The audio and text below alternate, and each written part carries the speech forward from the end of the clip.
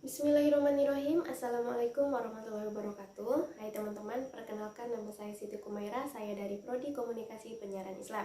Nah, saya akan menjelaskan materi tentang Makkiyah dan Madaniyah dari mata kuliah Ulumul Quran. Makkiyah dan Madaniyah itu memiliki definisinya masing-masing.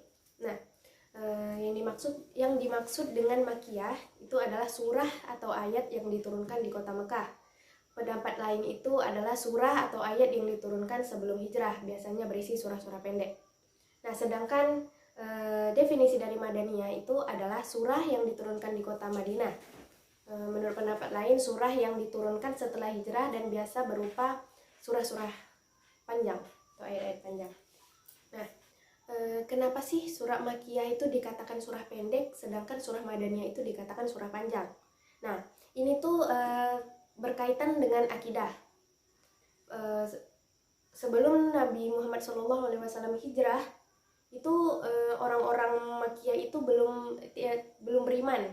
Sedangkan ketika Rasulullah SAW hijrah ke Madinah, masyarakat Madinah itu sudah banyak yang menerima ajaran beliau. Maka karena itu kenapa surah di Makkiyah itu surah-surah pendek, sedangkan di Madaniyah itu surah-surah panjang. Itu sebelum dan sesudah hijrah. Kenapa surah dinamakan dengan dua nama kota tersebut? Nah, itu karena Nabi Shallallahu Alaihi Wasallam menerima wahyu itu di kota Mekah dan kota Madinah. Justru karena itu surah itu hanya dibagi oleh dua kota, yaitu Makkiyah dan Madaniyah. Apakah ada dampak bagi orang yang salah memahami tentang Makkiyah dan Madaniyah? Jawabannya itu berdampak. Justru karena itu jika ingin menafsirkan itu harus memahami pertama kali tentang ulumul Quran. Nah, pada surah Makkiyah dan Madaniyah ini juga memiliki ciri-ciri masing-masing.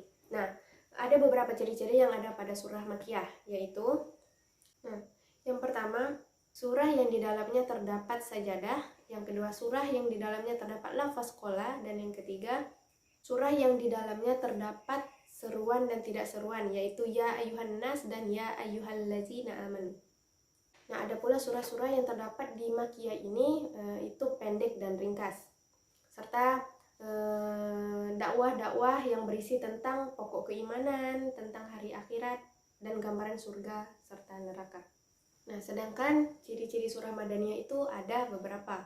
Yang pertama, surah yang di dalamnya berisi tentang perang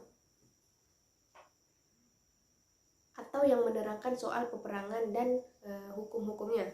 Nah, yang terakhir itu biasanya menjelaskan tentang Islam secara rinci. Ketiga, faedah mengetahui Makkiyah dan Madaniyah. Nah, itu yang pertama, alat bantu dalam mengetahui dan memahami Al-Quran.